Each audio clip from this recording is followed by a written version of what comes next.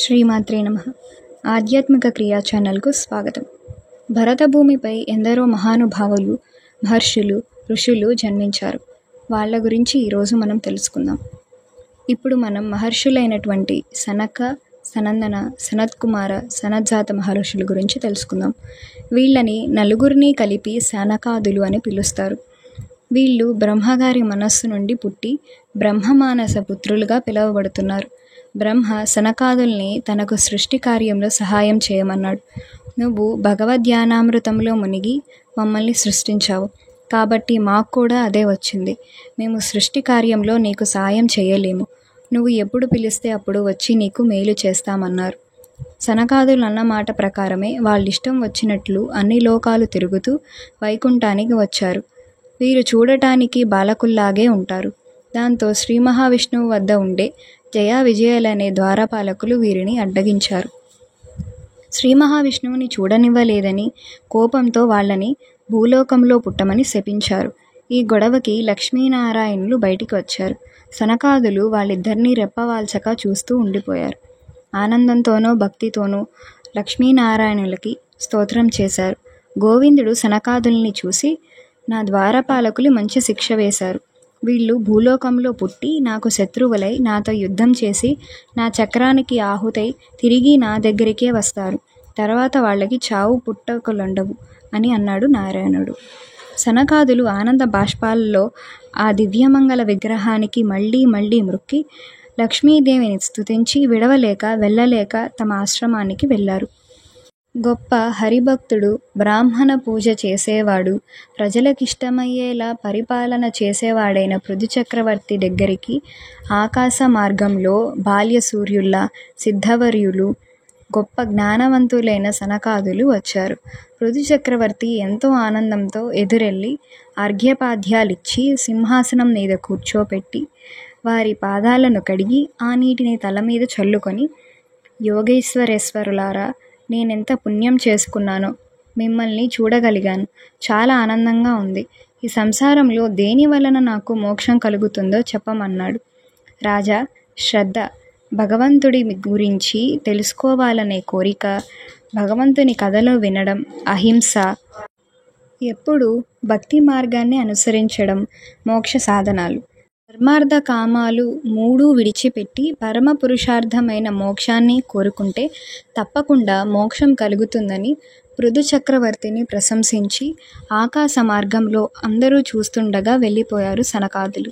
ఒకసారి సనత్కుమార మహర్షి ధ్యానంలో చూడతగ్గది ఏది, తత్వాలెన్ని, సాంఖ్యమంటే ఏమిటి, అలాంటి ఆధ్యాత్మిక విషయాలను వివరించాడు. తత్వములు 25, అవి భూతములు 5, వాటి గుణాలు 10, ఇంద్రియాలు 5, మనస్సు, బుద్ధి, అహంకారము, ప్రకృతి మొత్తం 24.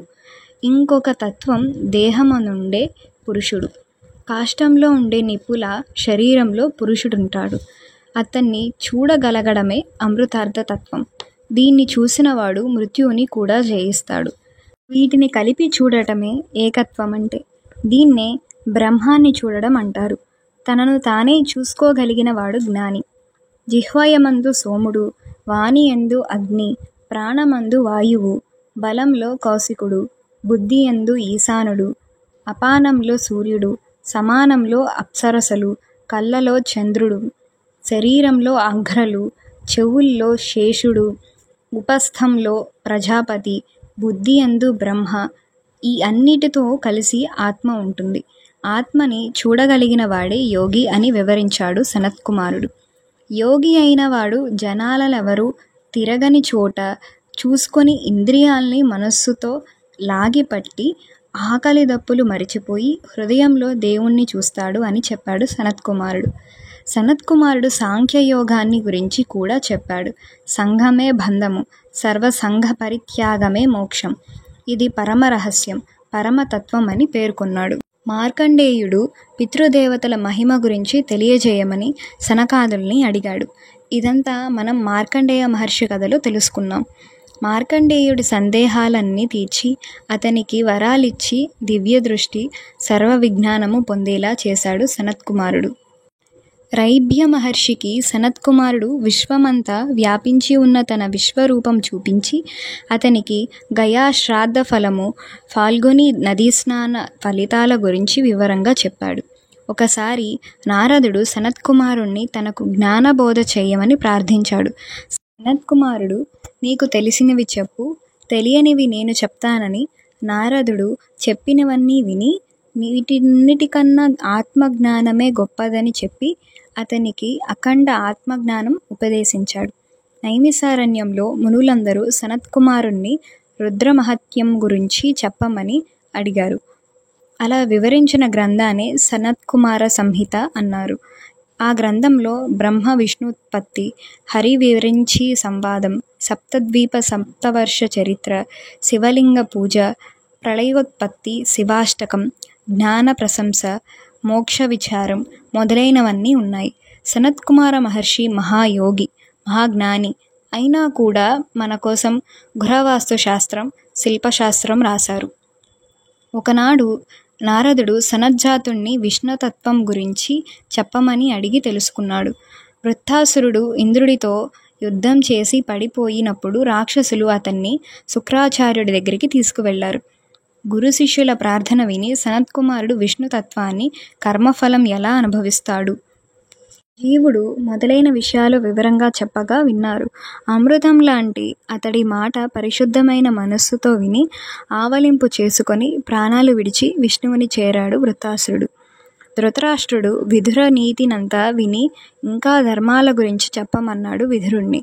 దానికి బ్రహ్మర్షి సనత్కుమారుడు వివరంగా చెప్తాడని మహర్షిని ప్రార్థించి ధృతరాష్ట్రుడికి మృత్యుతత్వాన్ని గురించి చెప్పమన్నాడు విదురుడు. జీవికి మృత్యుమనేది లేదు. అంతరాత్ముడైన పురుషుడు బొటన వేలంత ఉండి శరీరంలో ఉంటాడు. అజ్ఞానులు ఇతనిని చూడలేరు. బ్రహ్మ విద్యానిష్ఠాతుడైన మానవుడు ప్రజ్ఞాన రూపుడై తన లోపల గల పరమాత్ముని తెలుసుకుంటే అతడు శరీరాన్ని విడిచిపోనే పోడు. అలాంటి వాడికి చావు లేదు, మోక్షము లేదు. బ్రహ్మతోనే సంబంధం. నేను అన్నది ఆత్మ, సర్వం ఆత్మ, ఉన్నది లేనిది ఆత్మే. మనలో ఉన్న భగవంతుడు అంటే ఆత్మ ఒక్కడే సత్యం.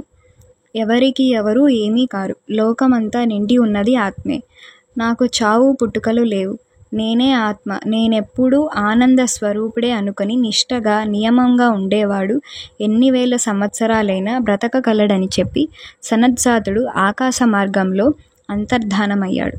ఈ విధంగా సనక, సనందన, సనత్కుమార, సనత్జాత మహర్షులు ఆకాశ మార్గంలో తిరుగుతూ ఏ లోకానికి కావాలంటే ఆ లోకానికి వెళ్తూ అడిగిన వాళ్ళందరికీ మోక్ష మార్గం ఉపదేశిస్తూ దివ్య తేజస్సుతో వెలిగిపోతూ ఉంటారు.